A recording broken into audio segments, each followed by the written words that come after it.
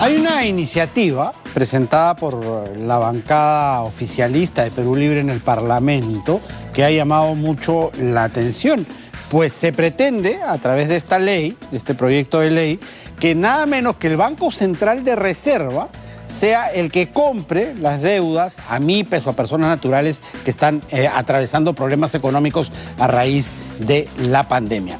¿Es que acaso esas son funciones del Banco Central de Reserva? ¿Con qué dinero sería eso? ¿Con las reservas netas? La verdad que nos llama muchísimo la atención, así que hemos convocado el día de hoy a Jorge Guillén, que es director de la Maestría de Gestión Pública de ESAN, para que nos explique un poco cómo va este tema y si es que sencillamente es viable legalmente o no. Jorge, ¿cómo estás? ¿Qué tal? Muy buenas tardes. ¿Qué tal? ¿Cómo están? Sí, por si acaso el director de la maestría es César Puentes, pero igual soy profesor asociado de ESAN, sí, no hay problema. Perfecto, Jorge. Sí, es un tema bastante preocupante porque ya se han hecho hasta muchas reprogramaciones en los bancos, o sea, y refinanciaciones, ¿no?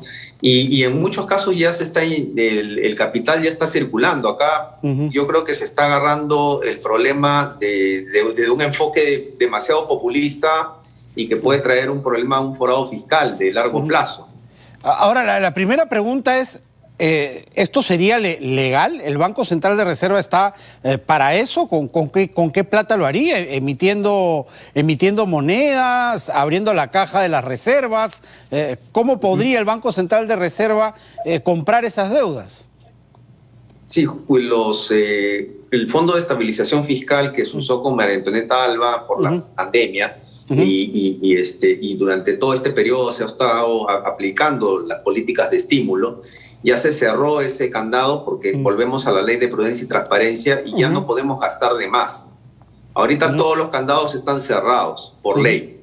Se abrió en la época del gobierno de Vizcarra por la pandemia, pero ya se cerró, ya no hay manera y tampoco hay liquidez. Este año tenemos -1, -2% del PBI de déficit fiscal y la idea es, como estaba en el pronóstico del marco macroeconómico que presentó Pedro Franque, es llegar a cerrarlo a cero para volver a acumular para futuro, cuando venga alguna otra hecatombe o algún otro desastre, ¿no? Y las reservas no se tocan. Las reservas solamente, ni siquiera lo tocamos en la época de pandemia, ¿no? Las reservas además no son para eso, pues, ¿no? No son para eso. Solo es un caso extraordinario y que se guardan para ello, de que todavía no sabemos qué puede pasar en el futuro, hay incertidumbre, pero ante esas situaciones ya digamos, muy extremas, que no lo usamos en la pandemia, y eso que estábamos en el borde, pero no se utilizaron. Pero sí se utilizó el Fondo de Estabilización, que fueron 10.000 millones de dólares, y se llegó a un déficit de -10% del PBI el año pasado. Acá, como te decía yo, el toro hay que agarrarlo por otro lado, no por subsidiar, sino por generar empleo. La mejor manera de reducir pobreza es la generación de empleo a través de la inversión pública, la inversión privada y estimular la inversión privada, que es la que genera más empleo. Hay informes que dicen que en lugar de los programas sociales que alivian la pobreza, lo más efectivo ha sido la generación de empleo, que da ingreso a las familias y que permite que los negocios y todas las actividades empiecen a funcionar en todos los estratos, ¿no? Desde las MIPES y pymes que tanto le preocupa en estas medidas de tratar de darle atribuciones al Banco Central que no son las suyas. Ni el Banco Central ni el Banco de la Nación tienen expertise en créditos. Claro, eso pertenece más a la banca privada, ¿no? Y cómo el Estado estimula por ahí.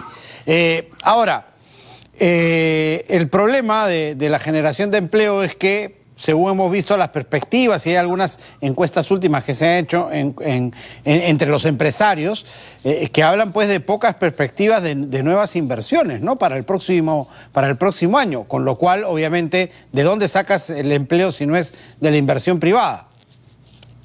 Sí, felizmente hemos avanzado, no estamos en un escenario, digamos, esperemos que no lleguemos otra vez a esas posibilidades, esos escenarios demasiado drásticos, radicales, con asambleas y con cambios constitucionales y con expropiaciones, y sino más por el camino de moderación, pero ahí también tienen que tener buenas ideas, porque si este camino de la moderación de Pedro Franque y los nuevos directores del Banco Central no tienen buenas ideas, los resultados no van a ser buenos.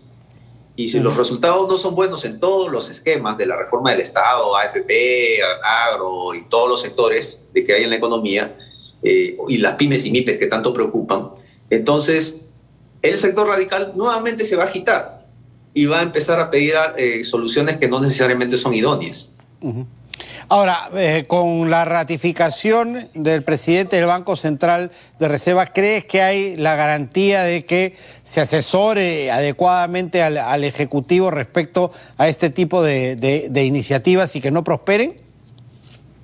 Esperemos que haya conversación entre ellos, porque puede que uno tenga la buena voluntad y es un organismo independiente y autónomo, y que le hagan caso. Ha emitido algunos bonos, algunas fuentes de financiamiento ha sacado el Banco Central con baja tasa, a pesar de que Moody's ya nos ha degradado en la clasificación, pero eso ya se veía venir, ¿no? Pero todavía mantenemos fuentes de financiamiento baratas. Ahora, no todo es el ala de política monetaria del Banco Central, falta la política fiscal también que actúe, que es muy política. Que eso es ejecutivo. La parte monetaria es de Julio Velarde, esa no hay ningún problema, pero llega hasta un límite, ¿no? Tipo de cambio, precios, y por ahí tasas de interés con la tasa de referencia. Pero por el otro lado, la parte fiscal, está la construcción, está la inversión pública, están los programas sociales. Y eso es el Ejecutivo, eso es el Ejecutivo directamente. Así es, o sea, es el presidente y Franque. Así es. Y es muy político, claro. Es muy político y es muy grande. Sí, y es bueno delimitarlo así, ¿no? Porque a veces reclamamos a unos lo que es responsabilidad de otros, finalmente. Claro, el Banco Central y la SBS están más limitadas a un sector financiero, pero la parte de programas sociales y gobierno regional, que también es otro monstruo muy grande, están dentro del MEF. El MEF contiene a todos ellos y ahí el MEF a veces no puede tampoco con todo ello porque es muy político, ¿no? Claro, y hay una variante a la que no estamos atendiendo de repente porque estamos muy con los reflectores puestos en lo que hace el Ejecutivo y el Congreso, sus peleas y sus desaciertos, porque el próximo año hay justamente elecciones regionales. Entonces las campañas generan promesas, pues, ¿no? Y eso puede mover un poco el gallinero. Sí, el problema de los gobiernos regionales que viene de Toledo, su idea fue descentralizar, pero al final ha generado burocracia. Muchos han estado identificados con lavado de dinero, muchos han estado identificados con bloqueos antimineros, y justamente el último partido Perú Libre viene de la región Junín, ¿no? Entonces, si no hubiera habido regionalización, yo creo que no hubiera existido este escenario. O una regionalización más responsable, ¿no? Con macrorregiones y no superponer los departamentos a lo que ahora son las regiones. Hubiera sido peor, porque si le hubiéramos dado, como en Argentina, la posibilidad de endeudarse, porque la capacidad de endeudarse viene del MEF, del gobierno central. Si le daban la capacidad, ocurría el corralito de Argentina, ¿no? Y era un destape fiscal, un afarreo fiscal tremendo.